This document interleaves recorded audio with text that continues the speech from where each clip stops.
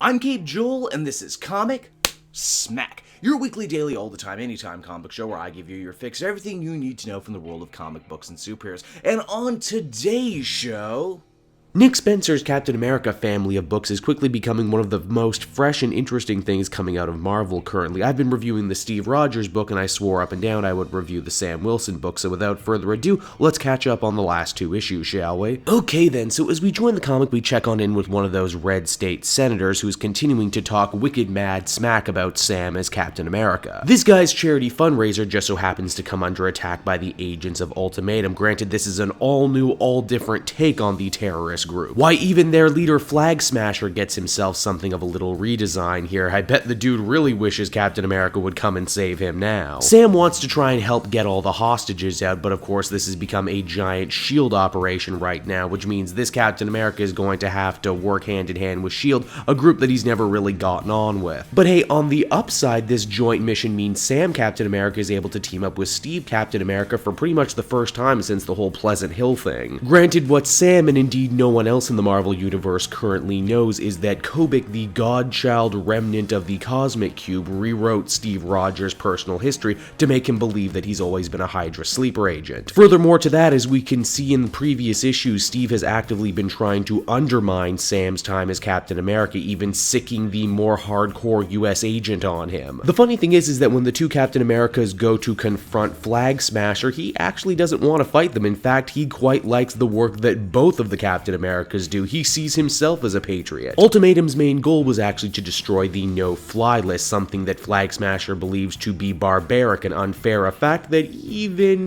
Rick Jones out in the truck kind of has to agree with, and I'm sure, keeping with this whole Fight Club ideology, I'm sure if he succeeds in this mission, the next mission will be to destroy the IRS. Actually, you know what, in that case, I'm totally Team Ultimatum. Sam and Steve can't allow this to happen, and they begin to beat up the Ultimatum goons, only here's the thing, that senator who's being held hostage, Sam attempts to throw his shield in order to make the save, but Steve actively stops him from doing so and gets the senator killed in the process. Now, why on earth would he want to do this? Well, it's all part of Steve's much bigger Hydra-related plan of trying to ruin Captain America. It's also the main reason we find later when Steve talks with his partner Selvig why he actually let Sam keep the shield in the first place after the events of Pleasant Hill. You see, the way evil Hydra Steve sees it, if he can destroy Sam Wilson, destroy Captain America, the symbol, then in doing so he will be able to destroy America as a nation. Whoa, that is dastardly, that is heavy. You know what, I was on the fence before, but it's official.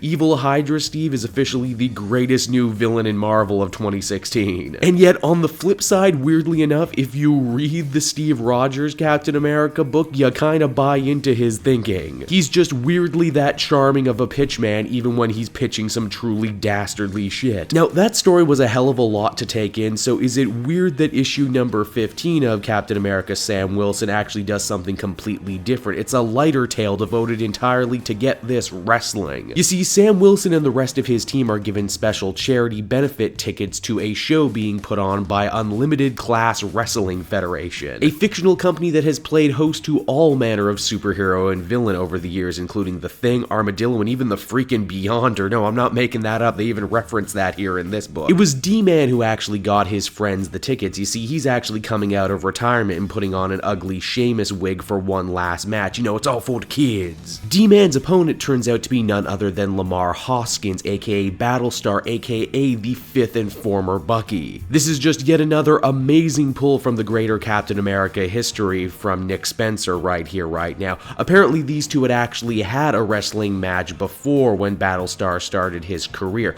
but because D-Man was a total jerk back then, he really hurt him in the ring, and now he fears Battlestar will seek revenge against him here and now. And indeed, when the two men get in the ring together, Lamar starts getting pretty stiff on him. However, as we find out, this entire charity match is actually one giant smokescreen so the Vince McMahon stand-in can steal the gate. This means Sam, D-Man, Battlestar, and even Rage all have to work together to try and stop him and get the money back. It's pretty amazing, actually. And you know what? In the end, we find out that Lamar actually never held a grudge against Dennis in the first place. In fact, he had always revered him as a hero and a mentor, and the two raised their hands in celebration at the end, both getting to be cool heroes again. Wow, I've read a lot of comments complaining that Nick Spencer is some sort of ivory tower elitist, and yet right here, right now, he is celebrating the communal power of wrestling. Something uniquely salt of the earth and middle American that brings together all peoples of different colors, creeds, and orientations just to celebrate good guys beating bad guys. Captain America, Sam Wilson number 14 and number 15 are two really good issues that I think do a good job showcasing just the kind of writer Nick Spencer is. He can be deathly serious in tackling real important issues pulled from the headlines in one issue, and then in the next issue he can do something completely funny, silly, and uplifting that pays great homage